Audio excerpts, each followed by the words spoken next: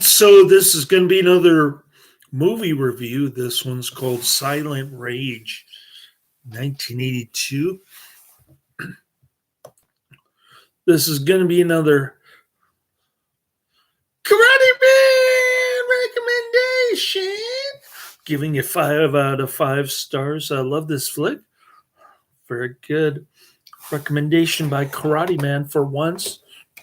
Just trying to put all this Hulk Hogan crap on my list. Science created him. Now Chuck Norris must destroy him. He's an indestructible man, fused with powers beyond comprehension, an unstoppable terror who, in one final showdown, will push Chuck Norris to his limits and beyond. Cool fight scenes. You got the Recombo DNA lab going. You got tons of nudity. A very comely, petite white woman gets naked with Charles Norris multiple times. So it's got that. It's got the axe murdering, indestructible man, creepy looking guy. And this movie has everything you want in a psychotronic film. How could you not enjoy watching this? Even the movie poster looks pretty cool. Silent Rage is a 1982 U.S. science fiction action horror film directed by Michael Miller. It stars Chuck Norris as a sheriff who must stop a mentally ill man, played by Brian Libby. Really good performance by Brian Libby here, who goes on a rampage after being granted indestructibility in a medical experiment, the Recombo DNA lab. It grossed $10.5 million on release. In a small Texas town, John Kirby, a mentally ill man, kills 2 members of the family with whom he was staying. Why would they accept him as a boarder if they knew he was mentally unstable? Sheriff Daniel Dan Stevens and his deputy Charlie respond, and they eventually arrest John, but he breaks out of the handcuffs. This guy is indestructible even before they put him in the lab. He overpowers the other officers, and he grabs a shotgun, forcing the officers to shoot him. But he's not dead. He's like a monk from Phantom Creeps. Severely injured and near death, John is transported to an institute where his psychiatrist, Dr. Tom Hellman, played by Ron Silver,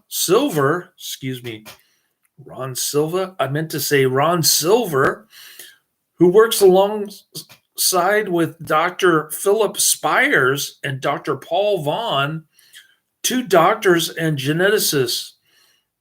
They are Frankenstein Monster and Igor. They are Dr. Frankenstein and Igor in the lab. To save John, Philip proposes treating him with the formula created by himself and Paul to enhance cellular strength and regeneration. Wow. They've got a human guinea pig, and just so happens that they brought him to a Recombo DNA lab.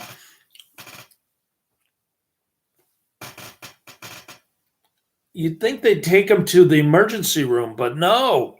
Tom objects to its use due to John's psychosis.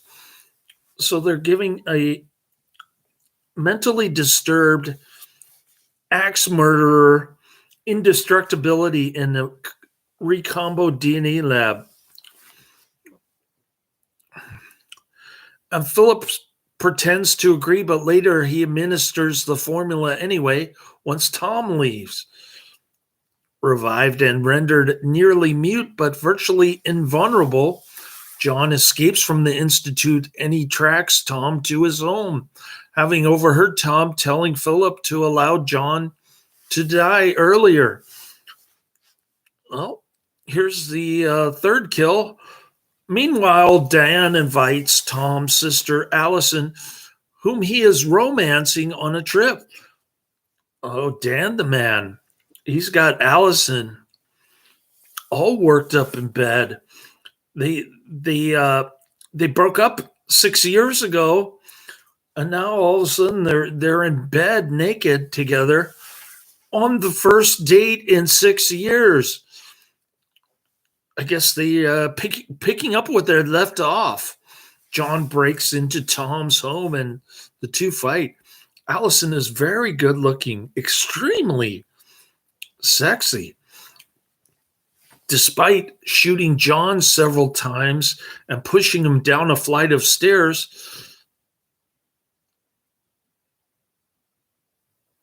Tom is killed. Tom's wife, Nancy, finds her husband's body after bringing home pizza, and she is killed by John as well. Tom doesn't like Nancy's cooking. He can't stand her cinnamon cake. But it doesn't matter because both of them are brutally killed by the indestructible man. Allison arrives to pick up her gear for the trip, and Allison discovers her brother and her sister-in-law's corpses. She just kind of stumbles across it while looking for some lipstick or something. But John flees as Dan and Charlie arrive with the police. Hey, where's my lipstick? Oh, here, I found 2 dead bodies. Production company Top Kick Productions, distributed by Columbia Pictures, release date April 2nd, 1982, running time 100 minutes, country United States, language English, and box office $10.5 million US. Not bad for 1982 money, even though there was high inflation in 1982. Dan and Charlie take Allison to the Institute, unaware that John has also returned there to get Philip and Paul to treat his wounds. Realizing that the situation is out of control, Philip leaves to examine samples while Paul attempts to kill John by injecting him with acid. That doesn't work. John survives, and John kills Paul after a brief struggle in the ramp by stabbing him with the syringe in the neck. After finding Paul's body, Philip returns to his office where he briefly speaks to John about the success of their experiment. John is not interested. He ends up... John initially seems to understand Philip, but ultimately he snaps his neck for no apparent reason. With Dan at the county coroner's office, Charlie and Allison deliver John killing another of the Institute workers. He's on a rampage, this indestructible man. What's Chuck Norris going to do? Charlie attempts to arrest him, but he is mortally wounded when John breaks his back with a sterling golden bear hug. Dan returns just in time to discover Charlie dying. Dan protects Allison from John. What a good boyfriend Dan the man is. Even indestructible man can't stop Chuck Norris. Dan shoots John. Dan knocks him out of the window. But John revives after falling nearly 5 stories. And John nearly kills Dan. John hangs on to Dan's car as Dan and Allison try to escape. I think it's a Ford Bronco or something. Haven't I seen this car before in another Chuck Norris movie? John climbs back into John climbs into the open back window, forcing them to jump out. The car crashes. Cool explosions lighting John on fire. This injures him, but he jumps into the nearby lake and he quickly recovers. He doesn't need to swim. He can just walk on the bottom of the lake and he's good. With Allison watching Dan and John engage in hand-to-hand combat. Both men score blows, but Dan overwhelms John by roadhouse kicking him several times before throwing him into a nearby well, seemingly killing him. With John's carnage as an end, at the end, Dan and Allison leave. And the ending is confusing. I'm not going to spoil it, but yeah. Too bad there wasn't a sequel to this, but oh well. Can't win them all. Chuck Norris versus Michael Myers, the movie. Karate Man's in the chat room. He finally woke up. One of Chuck Norris's cult classics. A lot of hardcore Chuck Norris fans love Silent Rage, including myself. Yeah, he finally made a good recommendation after all those 90s Stallone stuff that I had to watch. I wish Sony could give it an official DVD release in Australia. It only ever got a cheap bootleg release. Yeah, the trailer looks cheap too. It says RCA Columbia on scrolling on the bottom. Chuck Norris in his prime. Some decent fight scenes. I was impressed. Michael Miller had directed 2 features, the last of which was Jackson County Jail.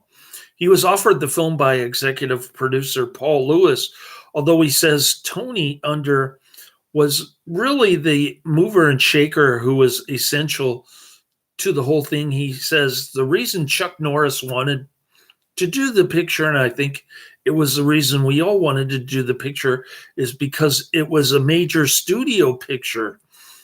Miller said the film was written with Chuck Norris in mind. You don't hire Chuck Norris not to do karate. It wasn't like it was the old John Wayne script that they ended up giving to Chuck. He does his thing. I think the way was to try and broaden the audience, and that it wasn't a karate movie. In my mind, it was a Frankenstein movie. It was like Frankenstein meets Chuck. Not Chuck Norris versus Michael Myers, the movie, as Karate Man suggests. That the film was not inspired by slasher movies. I'm not a fan of those. When I read it, I thought that it was Frankenstein. That's what I was heading towards. We'll have the mad scientist bringing this guy back to life. Chuck will have to try to apprehend him. Miller said Brian Libby was a stuntman who was a friend of Aaron Norris. He reminded me of Lee Marvin. He came in and I thought, okay, this guy can play Frankenstein's creature. He was a real cooperative kind of guy. He never balked about anything. I put him in a silver suit and I put him through a lot. A lot of other actors would have thought that was beneath him, but he wasn't like that. Cool actor. We like Brian Libby in this movie, very much so. Miller said Stephen's first character was like Andy Devine. The story that first character tells Norris about the dog came from first. Filming began on July 30th, 1981 in Dallas. It took 30 days. Director Michael Miller called the film Kung Fu Meets Frankenstein. Miller says Norris was most comfortable fighting. The actor improvised a love scene with Tony Kellum, and that was a big deal for him, said Miller. I said, just talk and have fun. I told him. He did, and it's a nice little scene. Are they talking about when she shows off her pink nipples? They're kind of dark, though. I don't know if the lighting was dark or what. The film was released on DVD by Sony Pictures Home Entertainment in 2001, but not in Australia. Riff Trax released Silent Rage on demand on September 6, 2013. So you can stream it on Riff Trax, but it's free on YouTube. So why would you do that? The film was released theatrically in the U.S. by Columbia Pictures in April 1982. It grossed $10,490,791 at the box office. Chuck's girl has a nice rack on her. Yeah, no kidding. Especially considering how skinny she is. She's got a skinny body with nice round titties. And the bikey girl has the best set. I nearly broke the VCR because I hit the pause button with the bikey girl. Oh yeah, she's got 2 tattoos here on her breast and then one up here, over here. I bought the DVD for these parts. Yeah, the reason to watch is Chuck Norris's girlfriend. Same year, Chuck did Force Vengeance in 1982, another underrated action classic. Now, when Karate Man says underrated, there's a 50% chance that the movie will suck big dingling, as is the case with all these Hulk Hogan, Sterling Golden movies that he keeps recommending. And the producers are some of the most lamestream television producers of all time. They did Baywatch.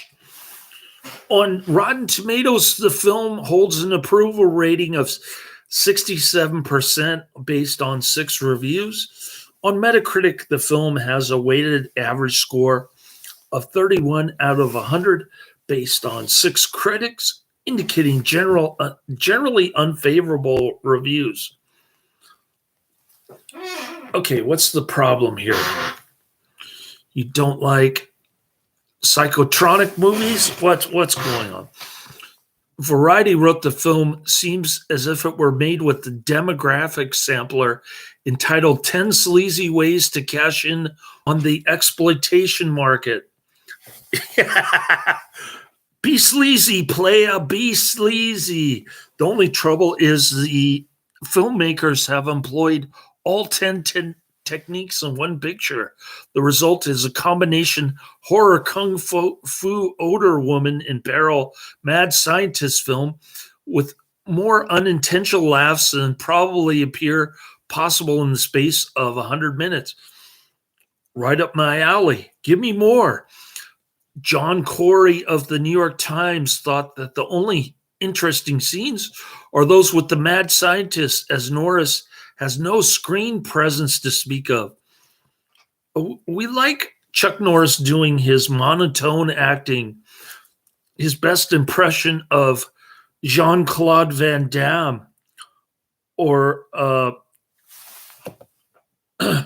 who's the other actor who loves doing monotone? Not Martin Landau, but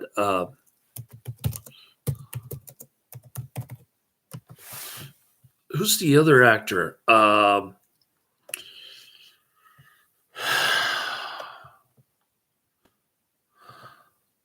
Lee Majors. Why could I not remember Lee Majors?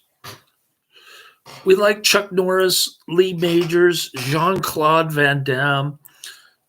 Martin Landau,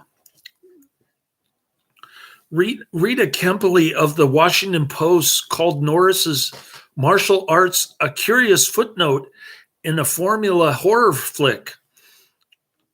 Kevin Thomas of the LA Times praised the shrewd, witty script. Richard Christensen of the Chicago Tribune gave the film 2.5 stars out of 4, and he wrote, as in Jackson County Jail, his 1976 sleeper hit, Miller has given some inventive, energetic touches to a crude formula film. He doesn't deal in sophisticated material, but he's surprisingly sophisticated in the way he handles his raw material. Jimmy Summers wrote in Box Office magazine, how you take all this depends a great deal on whether you accept it as tongue-in-cheek satire or simply dismiss it as dumb filmmaking. Considering how corny and obvious most of it is, you hope for the sake of filmmakers they meant it to be tongue-in-cheek. Norris said that he received negative feedback from fans over his love scenes. He subsequently resolved to avoid them in the future. Bummer. We like Dan the Man's girlfriend showing off her titties. Miller said he hoped to make sequels. At the end, the guy is still not dead, but that never happened. I would have liked that. You can see that this guy is not a slasher. He kills people the way Frankenstein's creature kills people. He throws them and bang. So I just spoiled the ending. Sorry about that. By the way, both Adrian and Karate Man are in the chat room. It must be primetime YouTube in Australia. Force Vengeance is full of kick-ass martial arts fight scenes. Chuck kicking butts for 90 minutes nonstop to the max, kick-ass and taking names in the glorious Hong Kong. You will get a kick out of Force Vengeance, pun intended. Okay. Well, I wasn't going to go down my list just yet. I'm still talking about Silent Rage. Miller says the reason was, I don't think this was one of Chuck's favorite pictures. He went to the screening, and I think that was the last time I ever saw him. He seemed to enjoy it, but he wasn't sure it was going to work. It was outside of the formulas he'd been doing. I think he was too much of a gentleman to ever say, I don't like this. I just don't think this was in his wheelhouse. He didn't do any more slasher type pictures. That is a bummer. He should have done more. Why not? I mean, his audience isn't exactly art house, if you know what I mean. All right, Silent Rage 1982, rated R, 1 hour 43 minutes. Tons of nudity, violence, blasphemy. It's a 5.4 out of 10, pretty mediocre average rating on IMDb, 7,100 ratings. So it's not obscure or, but it's not lamestream either. It's kind of in the middle. A sheriff tries to stop the killing spree of a silent, maniacal murderer who, as a result of secret genetic experimentation by an unethical scientist, has the ability to self-heal.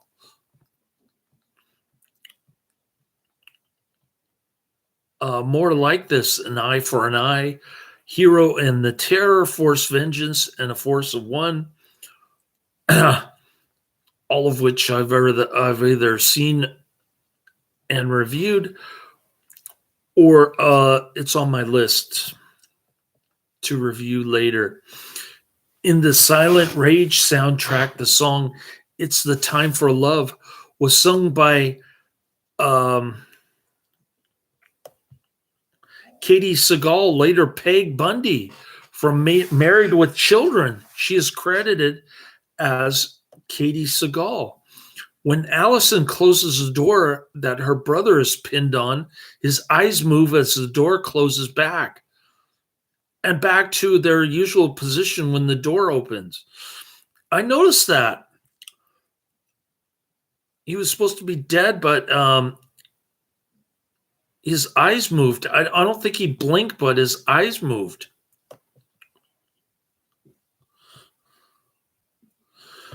When Allison closes the door, yeah, we said that. That was the goof. Then we got quotes from biker leader and Sheriff Dan Stevens. Biker leader says, "Me and my boys chew up towns like this." Sheriff Dan Stevens says, "Is that so?" Biker leader says, "Oh, yeah." Sheriff Dan Stevens says, "Then that tells me something. You've never been through this town before." Biker leader, "What makes you so damn sure of that?" Sheriff Dan Stevens, "Because this little town would ruin those pretty white teeth of yours." Another great Chuck Norris one-liner. Although the UK cinema version was uncut, all UK video versions were cut by 41 seconds by the BBFC to edit some scenes of violence.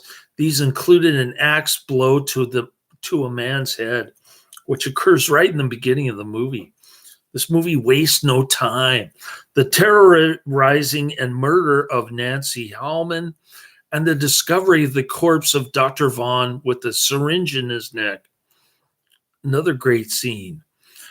This was featured in sneak previews, Victoria, Silent Rage, Cat People, and I Ought to Be in Pictures from 1982 when it was playing on PBS.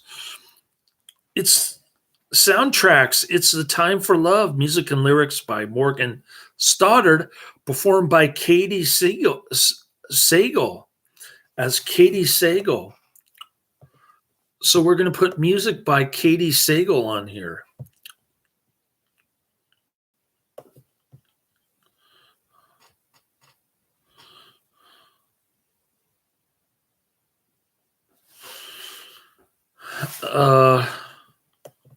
We're going to see music by Katie Sagal.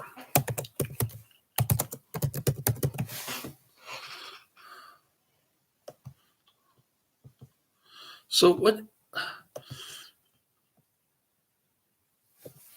Karate Man and Adrian are still in the chat room. They can't get enough of this video. I've been on here for 27 minutes. And they're still here. What?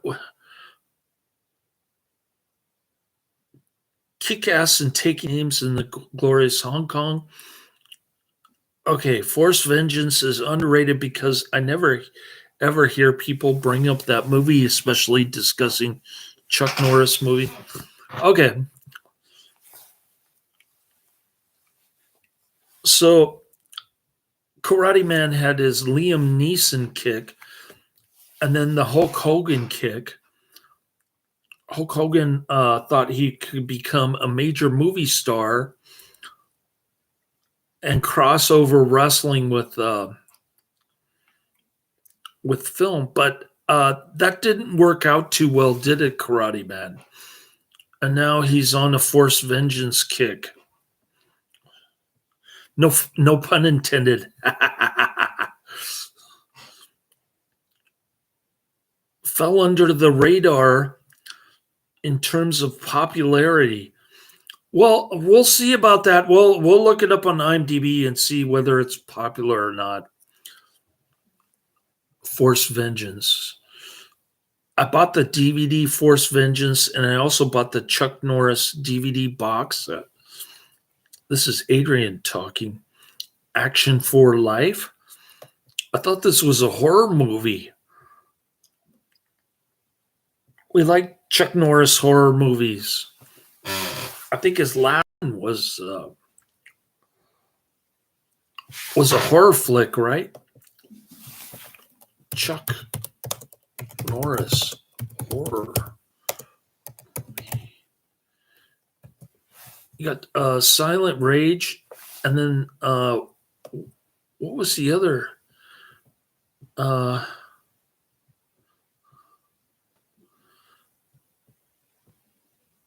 Hellbound, 1994.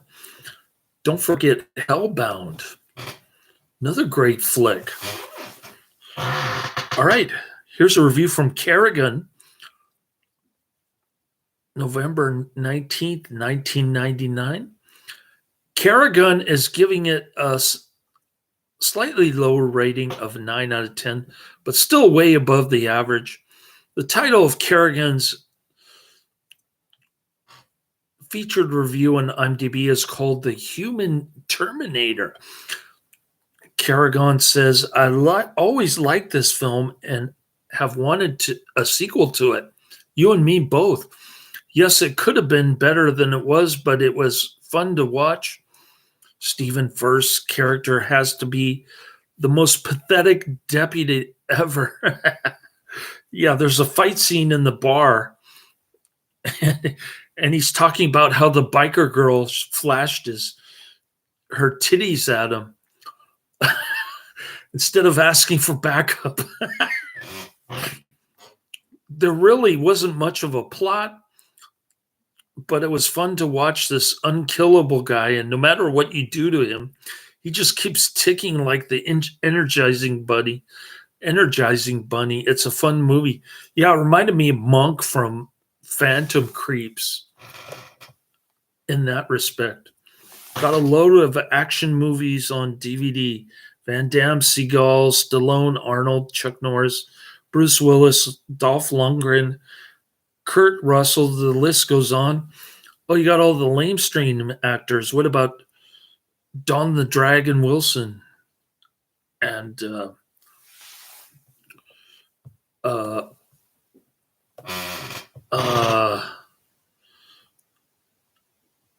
some of the other guys?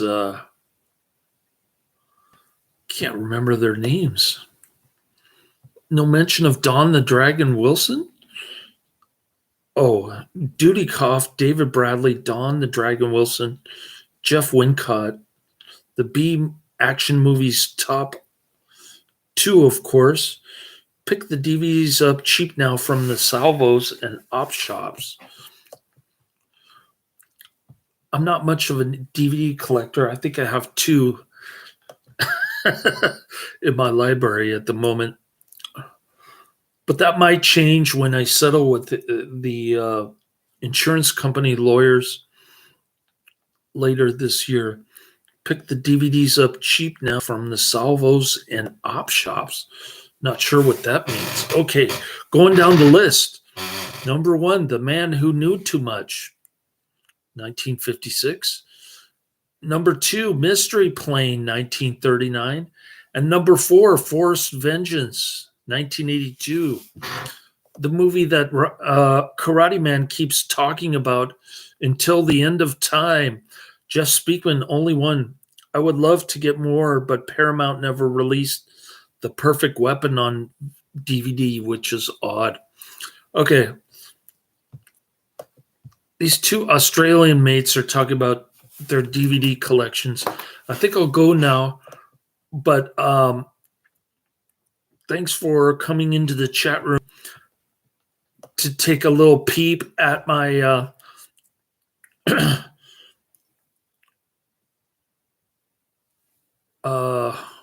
what is the name of this movie again?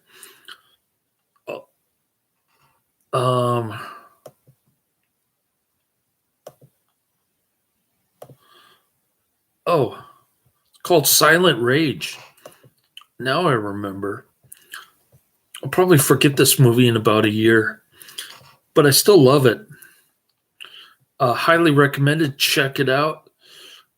And I'll be back Monday with 3 more reviews. I just named the next 3, and I forgot to watch Dick Tracy show before this one, I think. I can't remember. Anyways, I'm going to try to wake up early tomorrow morning, like 3 a.m., update my list with some more George Kennedy films, and we'll get this channel rocking and rolling. Laters.